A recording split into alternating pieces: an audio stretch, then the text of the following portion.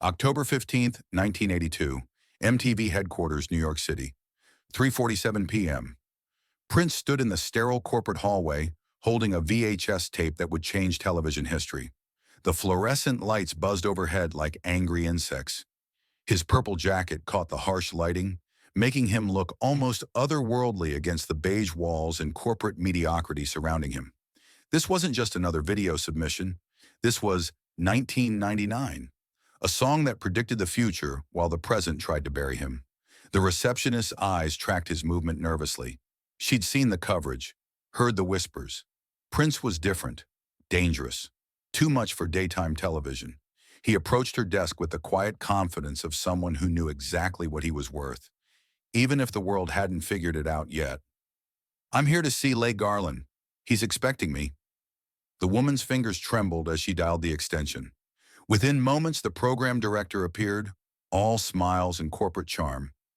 Leigh Garland, the man who decided what America watched, what music mattered, what artists deserved to exist on television. He extended his hand like he was greeting an old friend, but his eyes told a different story. "Prince, great to finally meet you. Come on back." They walked through corridors lined with framed photographs. Madonna, Duran Duran, the Cars, Pat Benatar. All the faces that defined MTV's identity, all conspicuously similar in ways that weren't accidental. Prince noticed. He always noticed. Garland's office was a shrine to the music video revolution. Awards on shelves, gold records on walls, and multiple television monitors playing the endless rotation that had made MTV the most powerful force in popular music. The channel that could make or break careers with a single programming decision. "So," Garland said, settling behind his desk with the practiced ease of someone used to delivering verdicts. "Let's see what you got." Prince handed over the VHS tape. 1999. The song that had been burning up radio stations across America for weeks. The song that made people dance like the world was ending and beginning simultaneously. The song that proved Prince wasn't just another Minneapolis musician, but a revolutionary artist who understood something about the future that everyone else was missing. Garland slipped the tape into the deck. The monitor came alive with Prince's vision. Purple smoke, apocalyptic imagery, and a sound that belonged to no single genre. It was rock and funk and new wave, and something else entirely.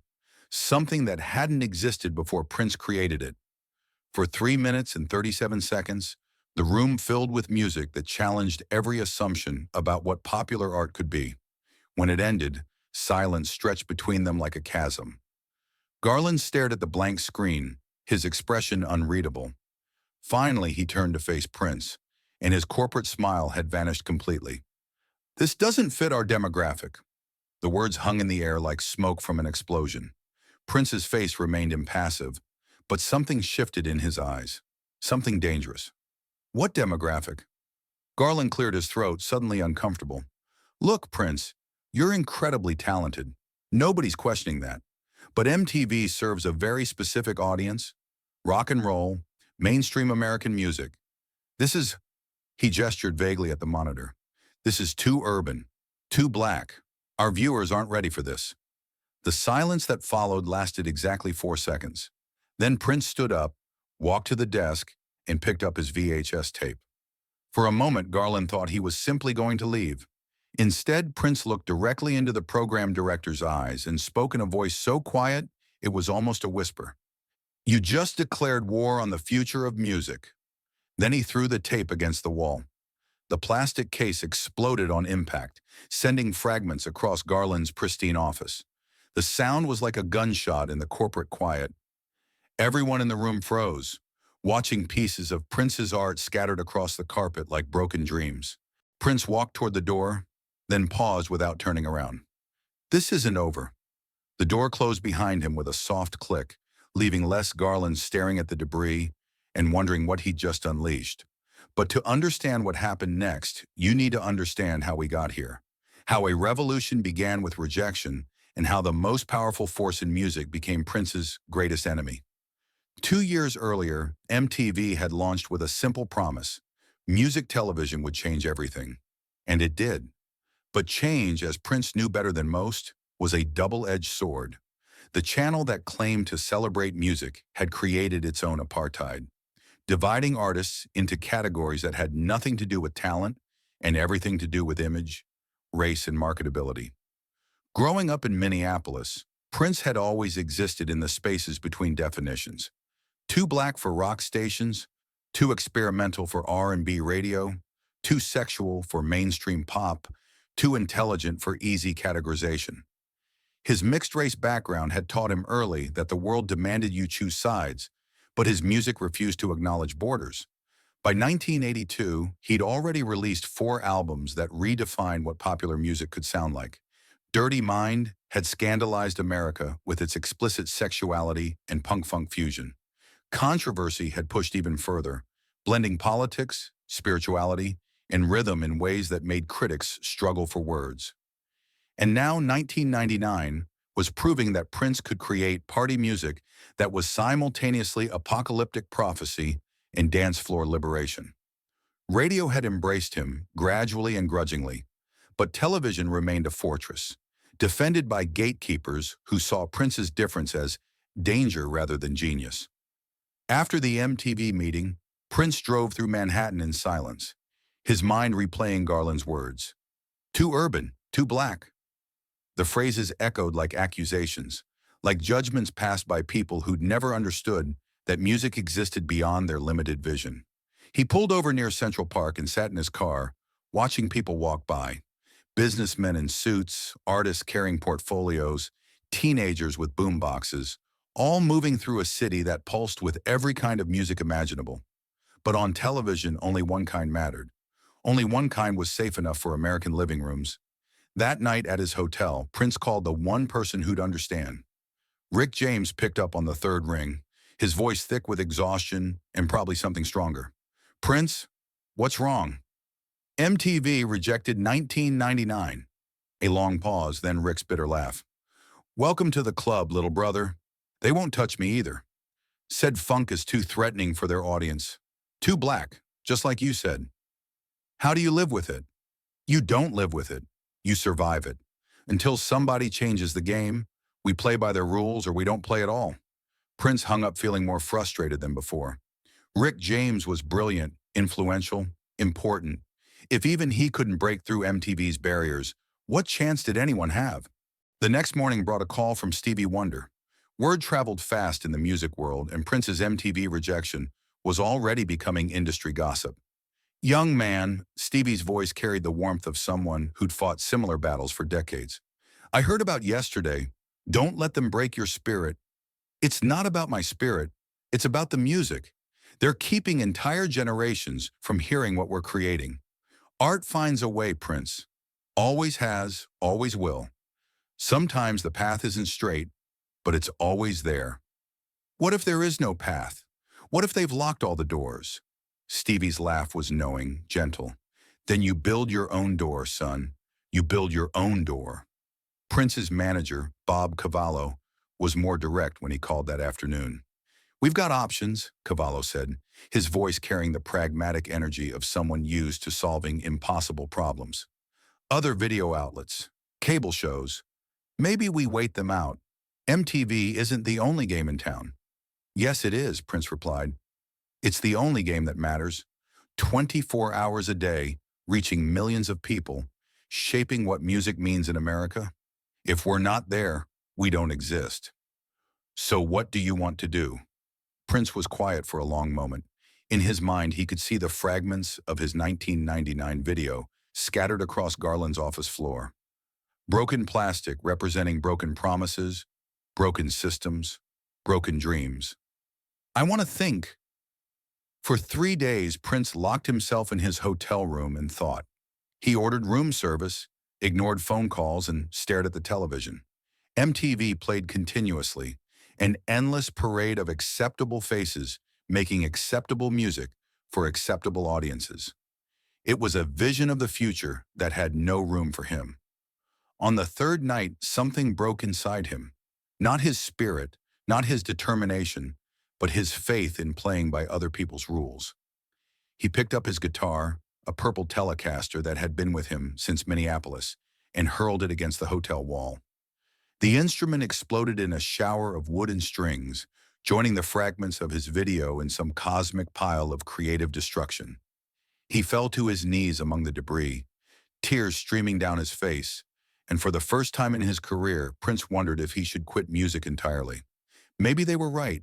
Maybe he was too different, too complicated, too threatening for mass consumption. But then, through his despair, came a voice. Not Stevie Wonder's gentle wisdom or Rick James' bitter experience, but his own voice, speaking from some deep place that had never been touched by rejection or compromise. If they won't let you in, build your own door. Prince stood up, brushed the guitar fragments from his clothes, and walked to the phone. He dialed his assistant in Minneapolis. I need you to contact every record store in America, every radio station that plays our music, every concert venue we've ever performed in. Tell them Prince is about to give them something MTV won't. What are you planning? Prince smiled for the first time in days. A revolution. Within 48 hours, Prince had assembled the most audacious plan in music industry history. If MTV wouldn't play his videos, he'd distribute them directly to the people who mattered, his fans. He called it Purple TV, and it was unlike anything that had ever been attempted. He personally financed the production of 5 music videos simultaneously. Not just 1999, but Little Red Corvette, Delirious, and 2 unreleased tracks. Each video was designed to showcase a different aspect of his artistry, proving that he couldn't be contained within any single genre or demographic. But the masterstroke wasn't the videos themselves. It was the distribution strategy. Instead of begging television executives for airtime, Prince sent copies directly to record stores, asking them to play the videos on their in-store monitors. He shipped them to radio stations that could show them during live broadcasts. He arranged for them to be projected before concerts, creating a network of venues that became his personal television channel. The response was immediate and explosive. Fans who had never seen Prince's visual artistry suddenly understood the complete scope of his vision. Record sales skyrocketed, concert tickets sold out in minutes, and most importantly, people began calling MTV, demanding to know why they couldn't see Prince videos on the channel that claimed to represent music. Les Garland's phone rang constantly. Letters poured in. The MTV offices were bombarded with requests for Prince videos that officially didn't exist in their universe. 3 weeks after the broken VHS tape incident, Prince made his final move. He called MTV's main number during their live programming when millions of viewers could hear both sides of the conversation. This is MTV, live on air. This is Prince. The DJ's voice cracked with excitement. Prince, are you calling to premiere a new video? I'm calling to play Little Red Corvette for everyone who can't see it on your channel. Before anyone could stop him, Prince held his phone up to a speaker and played the entire song, live on MTV's airwaves. The irony was perfect. MTV was broadcasting Prince's music for the first time, but only because he'd hijacked their own programming. The switchboard exploded. Within minutes, Little Red Corvette became the most requested video in MTV's history. The network that had rejected Prince was now being overwhelmed by demands to play him. Les Garland called Prince personally the next day. You've made your point, he said. Bring the videos in. We'll find a way to fit them into rotation. Prince's response was quiet but firm. You don't get to decide anymore. The people decided. I just gave them the choice you tried to take away. MTV began playing Prince videos within the week. Little Red Corvette entered heavy rotation, followed by 1999, and everything else Prince cared to send them. The floodgates opened not just for Prince, but for Michael Jackson, Lionel Richie, and dozens of other black artists who had been systematically excluded from music television. The industry changed overnight. The demographic barriers that had seemed immutable suddenly crumbled. Music television became what it had always claimed to be, a celebration of music itself, regardless of the color or category of the artist creating it. Years later, Les Garland would admit that rejecting Prince was the biggest mistake of his career. He didn't just break our system, he said in an interview. He showed us how broken our system was. Prince taught the entire industry that talent doesn't have a demographic. But for Prince, the victory was never about MTV. It was about proving that artists don't have to accept the limitations others place on them. That revolution doesn't require permission, that the future belongs to those brave enough to create it. In his final interview about the MTV incident, Prince was characteristically philosophical. They thought they were protecting their audience from me, he said, but I was protecting music from them. Art doesn't respect boundaries, and neither do I. The broken VHS tape from Les Garland's office was eventually found and restored. Today it sits in the Rock and Roll Hall of Fame, a reminder that sometimes the most important moments in music history begin with rejection, continue with revolution, and end with transformation. What boundary are you ready to break? What door are you prepared to build? The revolution is always one artist, one song, one broken barrier away.